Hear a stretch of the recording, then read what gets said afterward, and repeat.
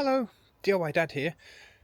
Right, my family, including me, are selling everything we own to leave the UK. So what I thought I'd do, I'd give you a walk around of my garden, my house, what we created here and what we're leaving behind to leave the UK. So I'm going to start off in our secret garden. Here we go.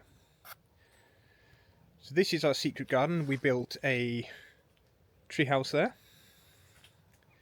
This is my secret garden. The kids love it in here. They love playing and digging.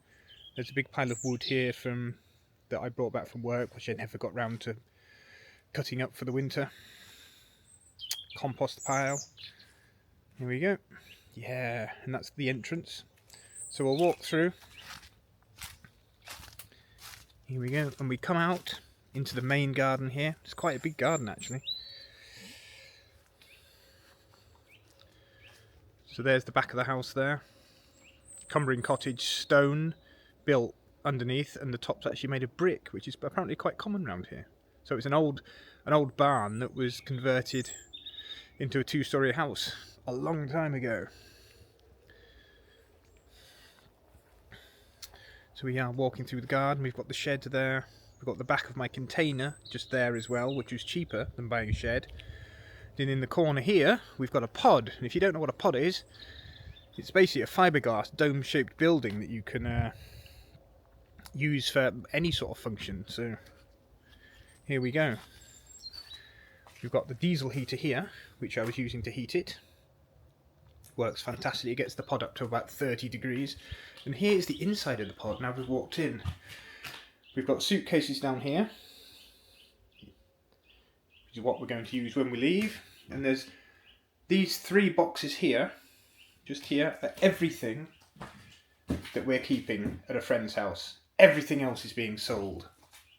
So this is our pod, and it had desks and things in it down here for home educating the kids. We had all books and games and all sorts of things in here. It's a fantastic little pod. So there we go. So there's an outlet down here, which I fitted. That's where the diesel heater comes in. Diesel heater is a fantastic bit of kit to heat outside buildings. Now if you look at the side here, there's an electric point just here, and I had that running from the house, so that's how we got electric into the pod. Here we've got fruit bushes. We planted all of these fruit bushes, so we've got red currants, black currants, gooseberries, all sorts of things. And they're literally only just ripened, so it's a bit of a shame that. So we've only had 1 year of them, so that is a real shame. Right, let's walk around the front of the house, and I'll show you the house from the front. Then we'll go in, and we'll walk around the interior, and I'll show you what we did in there. So this is my container here. This is the front of the house. This is the container. And this housed all my crazy contraptions and things I built, like the compressors on my lathe. And now it's empty. I've sold absolutely everything. So that's a shame. But we can't keep this stuff if we're going to travel around, abroad. So this is the flat roof extension on the side of the house. Sun's out.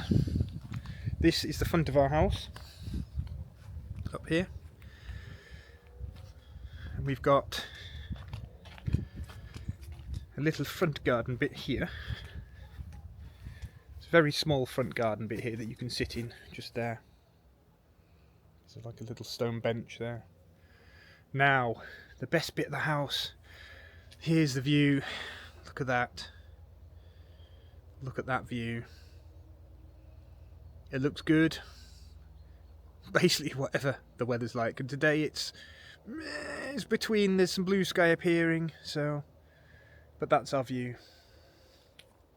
So that is something we're really, really, really going to miss. Right, so let's go in our front door. This is a little entrance conservatory covered in shoes and things. Lots of coats, various things. And then we come into the hub, the house after that. This is our kitchen. We live a very, very different life to a lot of other people. This is how we dry our clothes. We've got a really like almost like a Victorian or earlier drying rack, and we've got the wood burner on down here. So that's how we wash and dry our clothes. Then we use a dehumidifier to dry the house out afterwards. So this is our kitchen. We don't have a dishwasher. We don't have a tumble dryer. We live quite simply as it is now. That has always been our aim. Apart from this is a giant American fridge freezer in this little kind of boot area at the back of the house, which we had from the previous house, so we just didn't want to buy another one. So that does ice and water. That's connected into the mains water system. Now this is what we call the utility room. And when we moved in, it was awful. There was a wall. You can see here there was a wall. Took that out because the toilet was basically pitch black. And this is what we've ended up with. And this has only cost me a few £100 to do all this myself. So I had to rebuild the toilet because that was a mess. DIY'd in the worktop fairly recently. I got the sink for free. Did all the plumbing under here myself. So all that plumbing is done under there. That's where the mains water comes into our house down here, actually. So this is a utility room. We've got a really odd cupboard in here. This is weird. It's like tiny. It's like, I don't know, half a foot thick. It's really not. But that's just where our odds and ends and things go, which all of that's going to have to go. Let's move on. So this is a back door here. We go back into the kitchen.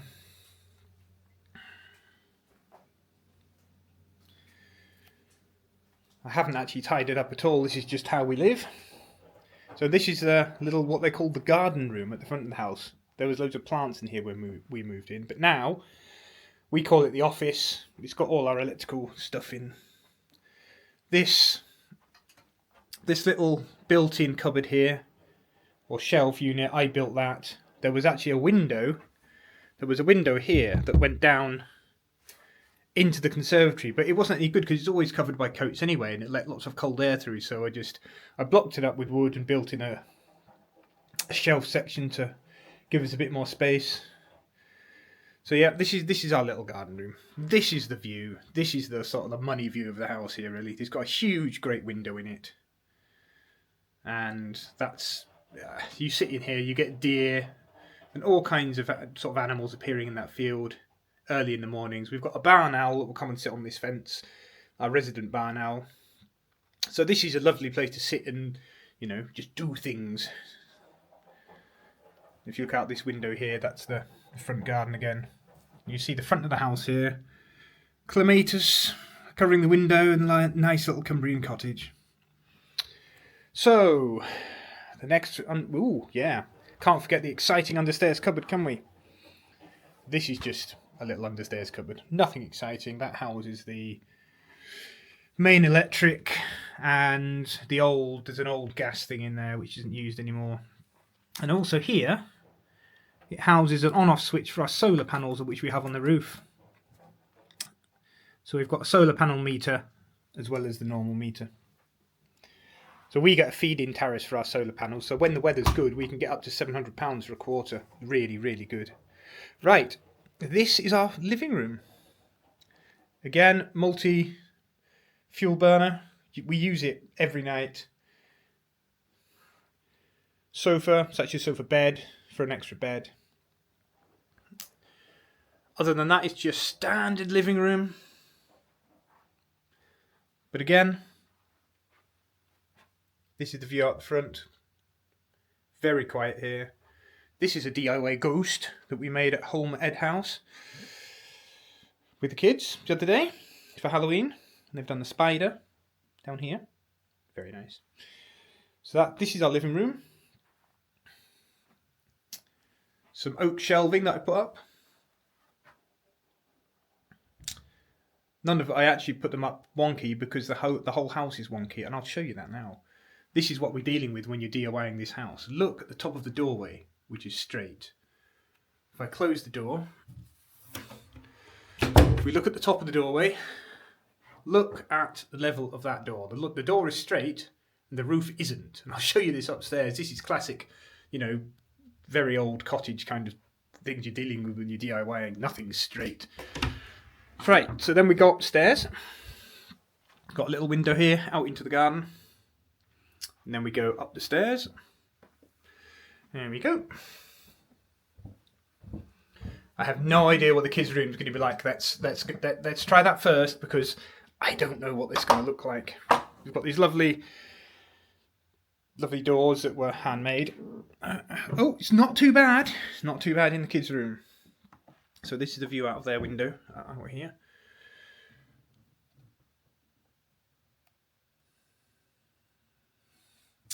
So, the kids' room. And when we moved in, this was a mess, this room. There wasn't even skirting boards, there was holes in the ceiling, it was awful. So did a lot of work to this room, and now it's kind of, we painted the walls to look nice, give them a country feel in here. They like down and have dinosaur stickers and things, which have all gone now, we've taken them all off. There we go. And you might notice, there's very, very little in this room. The reason for that is, our eldest daughter is ADHD and probably autistic, a bit like me. And we found that if they have too much stuff, they get really, really overwhelmed. And they just can't cope with the amount of stuff that's in the room. So we took somebody's advice and we basically cleared out all their stuff. And now they actually play with specific things without arguing, without struggling. It was just too much stuff is overwhelming for them. And it works really well. So consider that. If you've got kids that are on the spectrum, reduce the amount of stuff you've got. And it actually reduces the stress. And it feels good to get rid of stuff as well. So we are basically getting rid of everything. So the kids are going to have a bag. And if they can't fit it in that little backpack, it's got to go. And that's the same for us. It's the same for all of us. So this is a dramatic life change for us. So that's the kids' room. Let's go back around. There's a little hallway. This is our room here. It's the smallest room in the house. We were never bothered. But again, all of this is going to go. We're lucky we've got a side table, in fact. We're very lucky we've got that. Purely because we sold everything, even the beds. Then the house fell through, and then we had to go and buy more. And that just came free with it, so we took it. So this is our room, little room. Built-in cupboards there. Again, this is our view. This is our view today. It's great. The views here are just fantastic. We're not people that like being in a built-up area. You can see all the way to Scotland. And you can see all the way to the west coast when the weather's good. It might be like that today if we're lucky. So these are the things we're going to miss. We're going to miss the house. We're going to miss the views. But we're giving it all up to leave the country. Right. Now, the next thing we've got is our bathroom, which is here. Pretty standard bathroom. It's a modern bathroom because the whole the inside at the top of the house is actually redone at some point, and so this is actually a new room, and our room is a new room. This wall on the left here is a modern wall. But yeah, sink, bath, shower, toilet, the usual. But we have a fantastic view. It's a bit, well, I have to open the window to show you because we've been having showers, and it's like. But this is the view of the garden. That's the view of the garden out there. So you can see the entire garden from the top of the house. It's fantastic. In the summer, it's a brilliant house for the kids because you can see them in the kitchen, you can see them from up here. So it's really, really safe.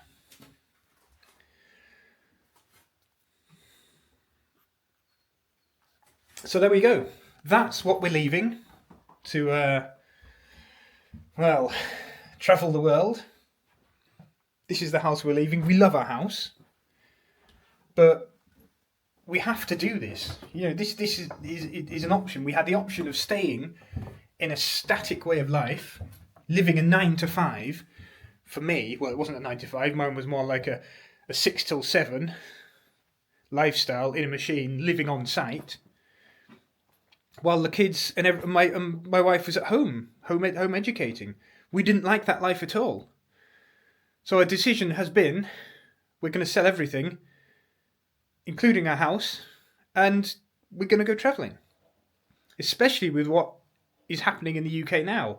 Basically bad news all the time. But this has only happened, after we've decided to leave the UK. So it's we think we've made the right decision. Now, this house, I actually planned to make it completely kind of off-grid. And we did that. Behind my container outside, I put a great big concrete pad. It's about 1 metre deep. It's about just over a cubic metre of concrete in it. And that was specifically from an old generator, like a 1930s or 40s Lister startomatic generator I had. And that would power the whole house. And I ran it on engine oil, used engine oil. So we were completely self-sufficient for electric. It would run the whole house. It would self-start as well. If the power went off, it would just click on. Old technology, but people think it's difficult to do. It's actually not. We're completely self-sufficient for heat because of our wood burners, our multi-fuel burners. The only thing we weren't self-sufficient with was water. So we had heat, cooking, and electric all sussed.